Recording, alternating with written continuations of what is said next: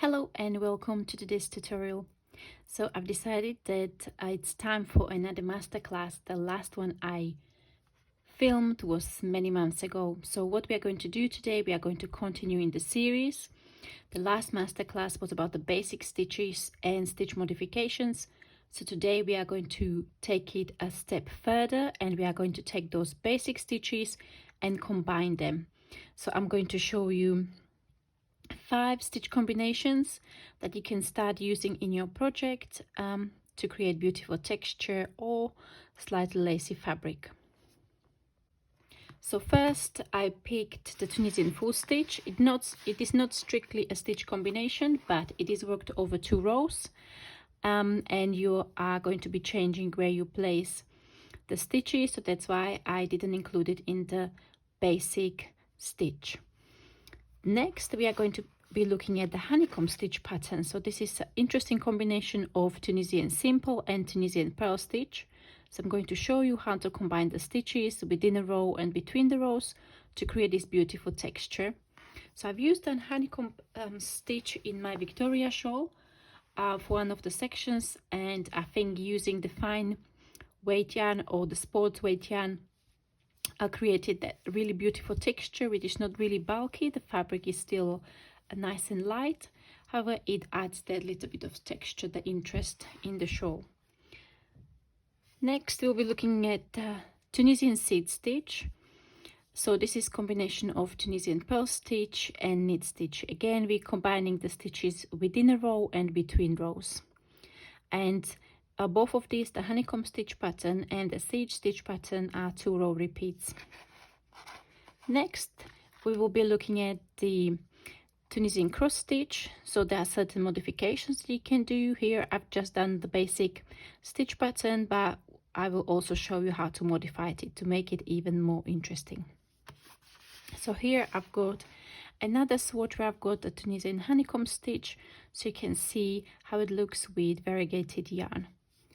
And last but not least, we are going to be looking at how to create ribbing as well. So here I've got ribbing consisting of 3 stitches, 1 Tunisian pearl and 2 Tunisian knit stitches across the row, a line between rows, and you've got a ribbing for the edges of your blanket or for your garment. So without further ado, let's dive in. First, we'll be looking at the Tunisian full stitch.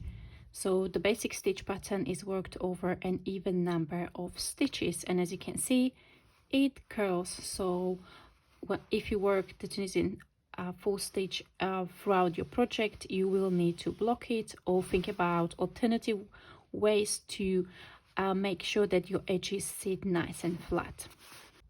So we'll first start with the slip knot.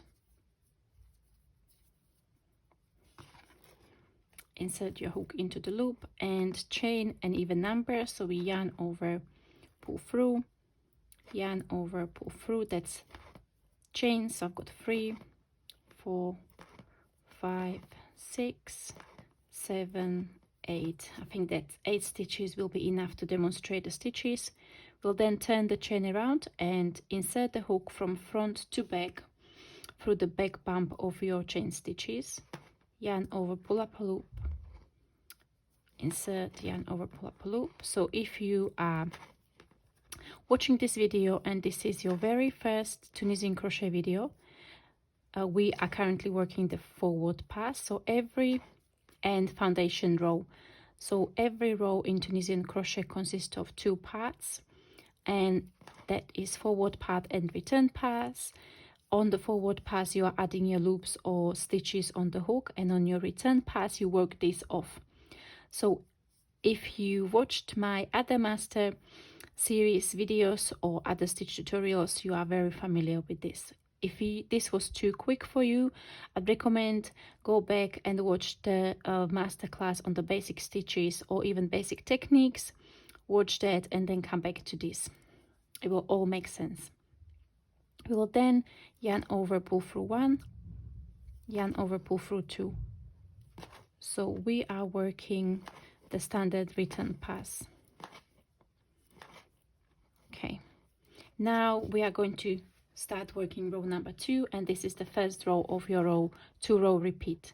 So we'll go ahead and insert the hook between stitches. So Tunisian full stitch is actually not worked into the stitches, but between, so into the spaces. So we would start with inserting the hook here in the first space, from front to back, yarn over, pull up a loop. Okay, and then we're going to go ahead and go into the next one, next space, and next space, and so on, until the very last space. Okay, so we skip this very last space and work the end stitch. So the end stitch is worked under both strands of your last stitch. Insert the hook under this, yarn over and pull up a loop, and then you work standard return pass. So all of the stitch combinations that I'm going to show you today have standard return pass. So you yarn over, pull up a loop, yarn over, pull through 2, like so. Okay, so this was row number 2. Now for row number 3, we are going to skip the first space, work into the next space, and every space all the way across the row, including the very last space. So on the row number 1, we skip the last space for this. So for the previous row, we skip the space. At the end, for this row, we will work stitch into this last space and then an end stitch and standard return pass.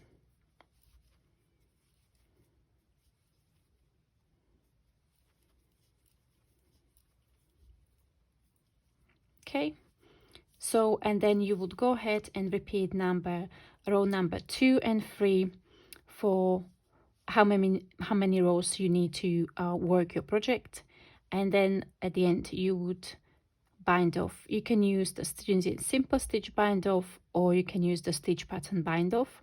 So I'm going to show you how you will go ahead and do that.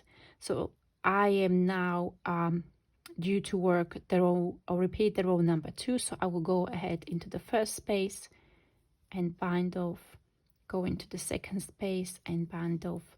So binding off, you are pulling through the loop that is already on the hook, so you carry that one loop across the row. So we'll continue. You would basically repeat row number 2 like so. Skip the last space, work an end stitch, and there you go. That's how you work the Tunisian full stitch. Just words of caution for this stitch: if you accidentally repeat the same row one after another twice, or if you work the first, for example, for row number 2, you work the first space and the last space as well, you actually increase the number of stitches in your row. So the sides of your project would start lean diagonally as you would be increasing. That's why it's important that we skip those spaces. For row number 2, you skip the last space. For row number 3, you skip the first space.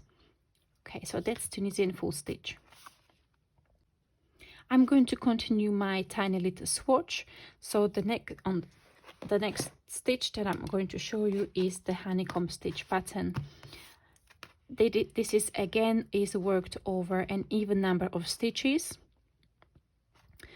and we would start with Tunisian simple stitch into the first stitch. So you will insert the hook under the front vertical bar, yarn over and pull up a loop. Then you would work Tunisian purl stitch. So you bring the yarn forward, insert the hook under front vertical bar, yarn over, pull up a loop. Tunisian simple, Tunisian purl, Tunisian simple, Tunisian purl, and an end stitch and standard return pass.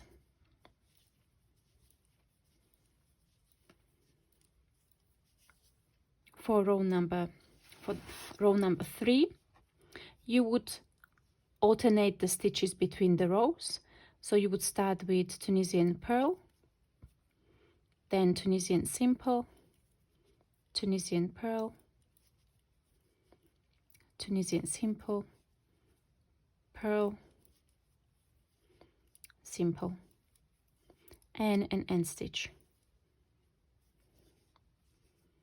Okay, and then you would go ahead and continue rows 2 and 3 again for how many rows you need for your project, and you will end up then binding off. You can either bind off on the row number 3 just to complete the stitch pattern, or if you prefer you can then repeat one more row number 2 and bind off on that row.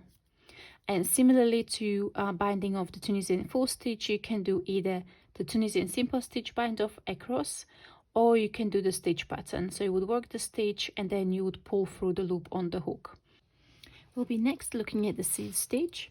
So the seed stitch is also worked over even number of stitches. It is a 2-stitch repeat and 2-row repeat. So we will start with a Tunisian knit stitch in the first stitch, then Tunisian purl stitch, Tunisian knit and purl, and you will alternate the Tunisian knit stitches and purl stitches across the row. Once you get to the last stitch, there will be the end stitch. So if you started with the basic even number of stitches, you would have Tunisian knit stitch as the first stitch and Tunisian purl stitch as the last stitch of the stitch repeat. There is a small alternation that you could do if you would like to have the sides of the project evened out. So you would add extra stitch at the end, and in this way your edges would look the same. There would be the edge stitch and Tunisian knit stitch, and then at the end you would have the last stitch Tunisian knit and then the edge stitch. But that's if you'd like to balance both sides of the project. And then of course standard return pass. So for the following row, which is row number 3, you will alternate this. So where we started with Tunisian knit, we would have Tunisian purl. Then where we had Tunisian purl, we would have Tunisian knit, and so on. So we're starting with Tunisian purl, followed by Tunisian knit, and repeating this across the row, and ending with an end stitch. Okay, so that would be your row number 3, and you would then repeat row number 2 and 3 for the width of your project, for how many rows you need, and you would then bind off. So again, if you'd like to just do basic bind off, this would be your Tunisian simple stitch, or you can do the stitch pattern bind off, in which case if you have the full repeat 2 and 3, you would then work the row number 2 as the bind off row. Or if you'd like to have it completely balanced and just have the basic stitch pattern repeat, you would bind off on the very last row of the row 3 repeat. Okay, so this was Tunisian seed stitch. As you can see, this stitch creates a slightly lacy fabric, so this is something that you can be used in a summer garments or shawls. If you like to enhance the look of the lace, you would use a larger hook with smaller yarn weight, for example size 5 with super fine weight yarn, and so on. The next stitch we'll be looking at is the Tunisian cross stitch. This is very easy, 1 row repeat if you would like to do something other than a Tunisian simple stitch across the row. So there is a small variation. Again, this is worked over an even number of stitches. So we would skip the first stitch and then work Tunisian simple stitch into the following stitch, and come back to the first skipped stitch and work Tunisian simple stitch, and we will repeat that across the row. Again, this is worked over an even number of stitches, as most of the stitch pattern and stitches that I'm showing you today, and then Once you do all your repeats, you will then work an end stitch. Okay, and then standard return pass, and so this would be row number 2, and you would then repeat row number 2 for the whole of your project. Now there is a small alteration that you can do if you would like to spice it up slightly, and this is the offset the stitch pattern. So you would be basically joining or crossing alternative stitches between rows. So if you decide to do that, you will then start the next row with first 1 Tunisian simple stitch, then you would skip the next stitch, work Tunisian simple in the following, and come back, and again repeat that. So by starting with 1 Tunisian simple stitch at the beginning, we offset the stitch pattern, and then you would do Tunisian simple stitch in the last stitch, followed by the end stitch.